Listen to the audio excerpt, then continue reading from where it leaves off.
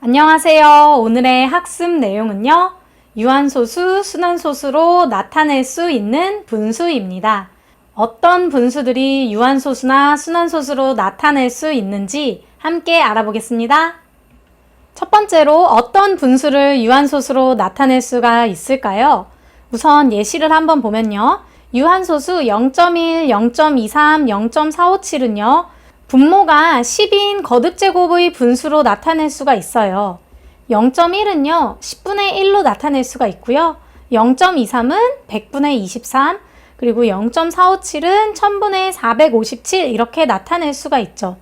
그래서 모든 유한소수는요, 분수의 형태로 나타낼 수가 있거든요. 이때요, 분모를 각각 소인수 분해를 해볼게요. 10 같은 경우는요, 2와 5의 곱으로 되고요. 10의 제곱인 100은요. 2의 제곱과 5의 제곱으로 소인수 분해가 되고요. 10의 세제곱인 1000은요. 2의 세제곱과 5의 세제곱으로 소인수 분해가 되죠. 이때 어떤 걸 알 수 있냐면 분모의 소인수가요. 2와 5뿐임을 우리가 알 수가 있습니다. 한편 20분의 7이나 250분의 6과 같은 분수를요. 분모를 10의 거듭제곱 형태로 고쳐서 유한소수로 나타내 볼 건데요. 첫 번째 20분의 7을 한번 볼 건데요. 20은요. 2의 제곱 곱하기 5로 소인수 분해가 돼요. 그러면 우리가 10의 거듭제곱 형태로 고치려면 5가 하나가 더 필요하기 때문에 분모와 분자에 각각 5를 곱해줍니다. 그러면 분모는 2의 제곱 곱하기 5의 제곱이어서 100을 만들 수가 있고요. 분자는요. 7 곱하기 5를 해서 35 이렇게 되면 우리가 0.35라고 유한소수로 나타낼 수가 있어요. 두 번째로 250분의 6도 마찬가지예요. 우선은 분모 분자를 2로 나눠서요. 125분의 3으로 약분을 했습니다. 그러면 125라는 거는요. 5를 3번을 곱한 수여서 5의 세제곱이라고 나타낼 수가 있습니다.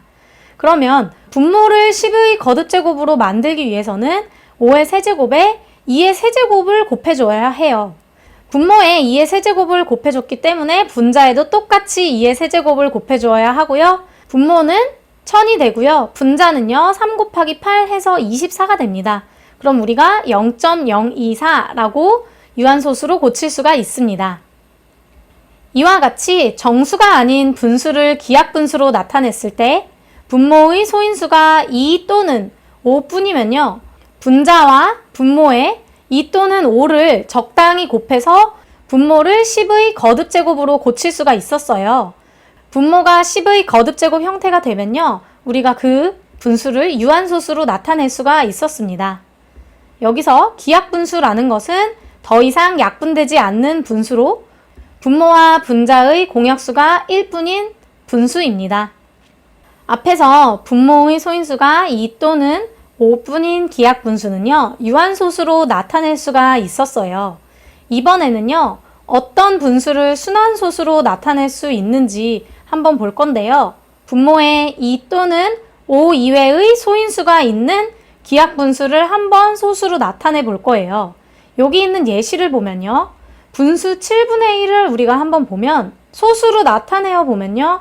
0.142857 142857 이런 식으로요. 소수점 아래에 142857이 끝없이 되풀이가 되고 있습니다. 이런 것을 우리가 순환소수라고 하잖아요. 이와 같이요. 정수가 아닌 분수를요. 기하분수로 나타냈을 때 분모가 2 또는 5 이외의 소인수를 가지고 있으면요. 그 분수는 무한소수가 되고요. 이 무한소수는 순환소수로 나타내어진다 라는 것을 알 수 있습니다. 그래서 기하분수의 분모가 2 또는 5 이외의 소인수를 가지면요. 분모와 분자에 어떤 수를 곱해도요. 분모를 10의 거듭제곱 형태로는 나타낼 수가 없어요. 그 분수는요. 유한소수로 나타낼 수가 없다라는 것을 알아두세요. 앞에서 공부한 것으로요. 정수가 아닌 분수를 기하분수로 나타냈을 때 분모의 소인수에 따라서 그 분수가 유한소수 또는 순환소수로 나타낼 수 있다라는 것을 알았습니다. 분수를 유한소수 또는 순환소수로 나타낼 수 있는지 확인을 하려면요. 뭐를 확인을 해야 될까요? 분모의 소인수를 살펴보셔야 합니다. 분수가 있으면요, 우선은 약분을 할 수 있는 데까지 해야겠죠. 그래서 기약분수를 만들고요. 분모를 소인수 분해를 해서 분모가 소인수가 2나 5뿐인 게 맞으면요, 우리가 유한소수로 나타낼 수가 있었고요.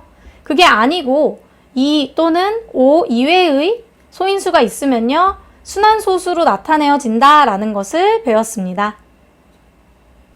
오늘 배운 내용을 정리를 해볼게요. 유한소수로 나타낼 수 있는 분수와 순환소수로 나타낼 수 있는 분수를 살펴봤는데요.